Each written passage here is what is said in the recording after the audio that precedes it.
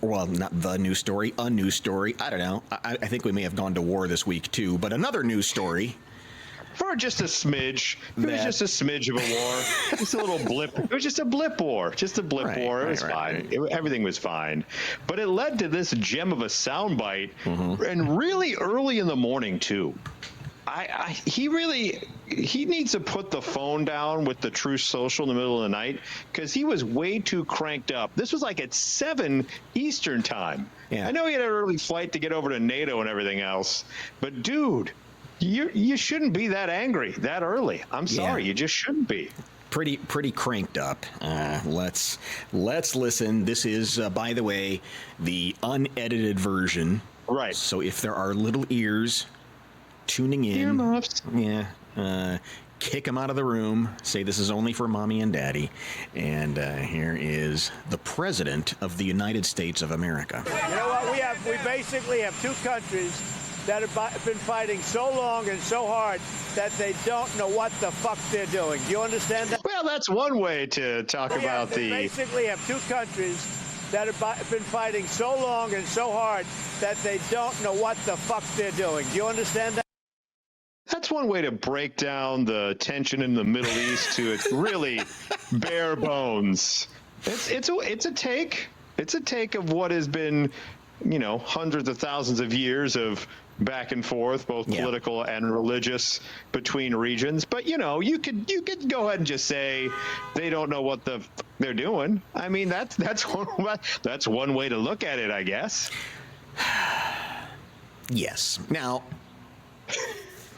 Well, no, and you know what? I didn't even think of it in the way that you just put it, because I think that's really smart. That it's probably not going to lower the temperature.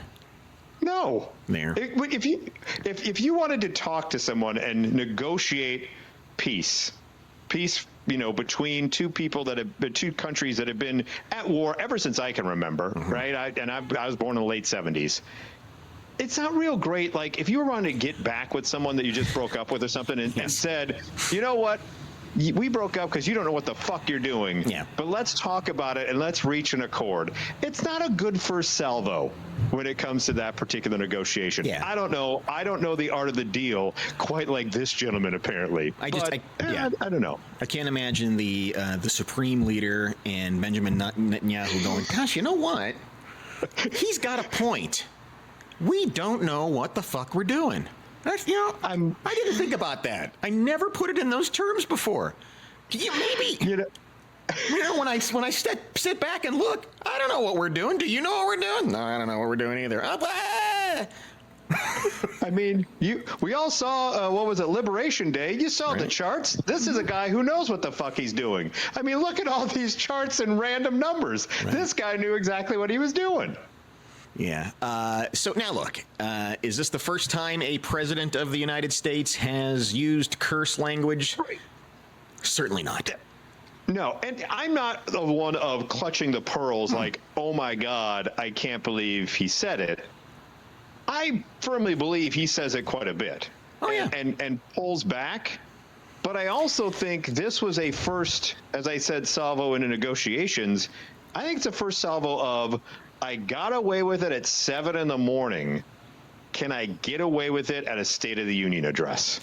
I think the difference in all of the clips we're about to hear is they were either hot mic situations or a private recording that has since become public. Gotcha. When he was Vice President of the United States, Joe Biden had a classic hot mic moment when he was congratulating President Obama on the new health care deal. Ladies and gentlemen, the President of the United States of America, Barack Obama.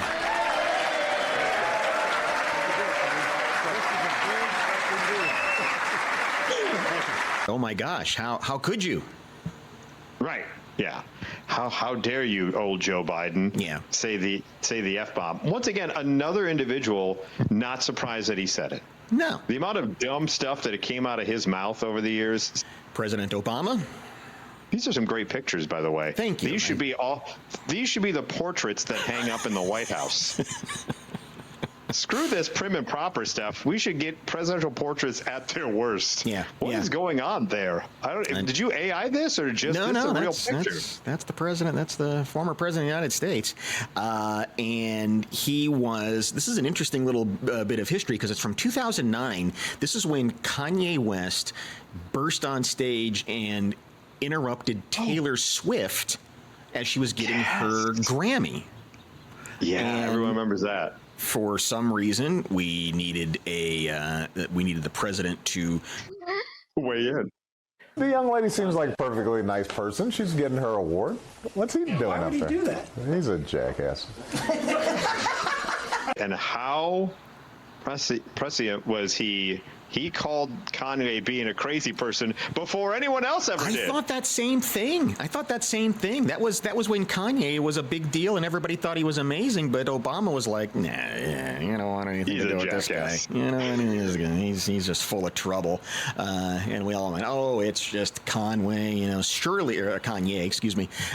Surely he's not a Nazi. You know, that was where we left things. Surely he would allow a wife to wear clothes in public. He wouldn't just traipse around nude everywhere. What is that? Surely. What is that? President George W. Bush. I love this. This should have been like a feature of like a retrospective, presidential swearing, a retrospective with Mike and Molson. Was on the campaign trail, and he is standing up on the stage behind the podium. He's got Dick Cheney next to him, and he spots a reporter from the New York Times. Here's Adam Clymer, Major League asshole. Oh, yeah. Here's Adam Clymer, Major League asshole. Oh, yeah. How far we've come, where that almost knocked you out of the running, to where at 7 a.m. at a press conference, you can just say two leaders of other countries don't know what the fuck they're doing. By the way, I love the fact that he was a Major League Baseball owner, or worked for the Rangers. Yeah. I love how he called that guy a major league asshole. Not just an asshole. That guy's a major league. He's not a minor league asshole. That guy's made it to full, like, he brings a 90-mile-per-hour heater of assholes. Brought him up from Iowa. Yeah, exactly. There were certainly stories of Clinton swearing. There was a great story. Yeah. Well, yeah. There's a great story of President Reagan was sitting in the cabinet room, and they've got the gaggle of press around there shooting questions, and they just weren't giving up. They were just firing questions at him, and he mumbles, "Sons of bitches," and that got so out of hand and went into the media that his spokesperson had to come forward, and he said that is not what President Reagan said. He said, "It's sunny and we're all rich." You dirty sons of riches. They're full of sun and we're riches. It's sunny. We're rich. Yeah. It's a beautiful day in America. It's morning in America. You could get away with that back when Reagan was president. Mm-hmm. Now, with social media, there's no way you could come out with a statement like that. Right. Saying turning sons of bitches into sun and riches. Never would happen nowadays. You could try, but everyone would already have it on tape. President Carter threatened to kick Teddy Kennedy's ass if he ran against him. That was another moment, but again, audio doesn't exist from that. Wow. Yeah. I never would have thought that from old Jimmy Carter. The old peanut farmer would kick some ass. Mm-hmm. And then we go back to President Richard Milhouse Nixon. Once again, you like these? Fantastic photo. I think should be the presidential portrait. Here he is talking to, I believe, Bob Holderman, and he is sauced. He is absolutely tanked in this. Well, it's a tough thing, Bob, for you, for John, the rest, but goddammit, I'm never going to discuss this son of a bitching Watergate thing again. Never, never, never, never. Don't you agree? But in any event, I just want you to know that Cap called, and he was all the way. Good. But let me say, you're a strong man, goddammit, and I love you. And I love John, all the rest, and by God, keep the faith. Keep the faith. You're going to win this son of a bitch. Fine, but God bless you, boy. God bless you. I love you, you know, like my brother. Yeah, well, all right, boy. On and up from keep the faith. Right. Wow. That is... those are drunk I love yous. That is my favorite thing to happen when people are drunk is they just have to tell you how much they love you. And over again. Yeah. Not just once. They No, really have to. I mean it. You don't understand. No. I love you. I love you. Do you know what I mean? Have you ever had the I love you turn because you don't acknowledge them and they get very upset? Yes. Where it's like, no, you don't understand. Yeah. Yes, I love you. Don't get like, and then they get opposite of you. More than you love me. And yeah, you're right. Yeah, that's exactly. It does go over the hill. That's funny. You're like, I get it. You love me. No, you don't understand get it. You don't get it. You come here, and they pull you closer. I love you. Yeah. That was a drunken phone call right there. Yeah. You're a strong man. God damn it, and I love you. There it is. And I love John, all the rest, and by God, keep the faith. Keep the faith. You're going to win this son of a bitch. Anytime you get a God damn it before the I love you, that's a drunk I love you. Yeah. Oh yeah. That's exactly right. God damn it, I love you. His predecessor, Lyndon Baines Johnson. Oh, if this is a clip, I think it is. This is one of the best ones ever. You know, this was an abundance of riches. I mean, if you go and look for some of the LBJ tapes that either from his library or they're all over YouTube and they've been posted on websites, they are an unbelievable look into some of the behind-the-scenes drama that a president goes through. He is, of course, the Vietnam War is going on. He's mad about that. I mean, and he's this good old boy from Texas, and he's just swearing up a storm. And but in this instance, he's not mad so much. The boy just wants a nice pair of pants. He just wants some nice slacks. Sit down in the chair, the knife and your money comes out, so I needed at least another inch in the pockets. Yeah. Now, another thing, the crotch down where your nuts hang is always a little too tight. So when you make them up, give me an inch that I can let out there, because they cut me. They're just like riding a wire fence. These are the best that I've had anywhere in the United States. But when I gain a little weight, they cut me under there. So, leave me, you never do have much margin there. Let's see if you can't leave me about an inch from where the zipper ends, round under back to my bunghole. All right, then. So I can let it out there if I need to. Now, be sure you got the best zippers in them. Oh, these are goodness. good that I have. And then he goes on and he wants the best presidential zippers that you can. God, that is such an amazing. I don't know what's my favorite part. I don't know if the nuts hang is my favorite part. I don't know if just the belch in the middle before bunghole. All of it is just it's just choice. Now, another thing, the crotch down where your nuts hang is always a little too tight. So when you make them up, give me an inch that I can. Parliamentary procedure here. Yes, please.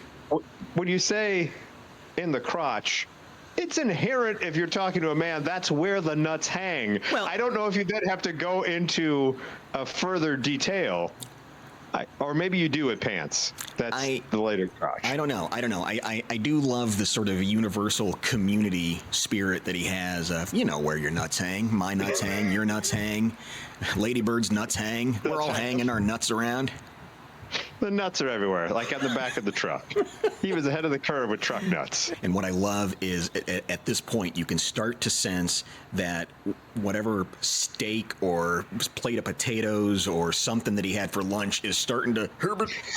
The belch is coming. You can hear the precursor to the... When I gain a little weight, they cut me under there. So leave me... you never do have much margin there. Let's see if you can't leave me about an inch from where the zipper ends, round under back to my bunghole. All right, sir. So I can let it out there if I need to. Now, be sure you got the best zippers in them. These are... Got those presidential zippers. Yes, right by the bunghole. Don't want to, right where the nuts hang. Our collective nuts hang. A little extra room in the bunghole area.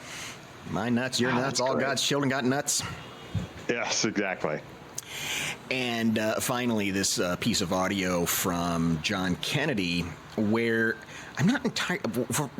The context I understand is that they let the press into a room and somebody took a picture of himself next to the First Lady's bed, is what I'm picking up from the context. And one of the first selfies ever on record. I guess, yeah. I guess. And the president just is not at all happy with that. And you see that furniture they bought from Jordan Marsh?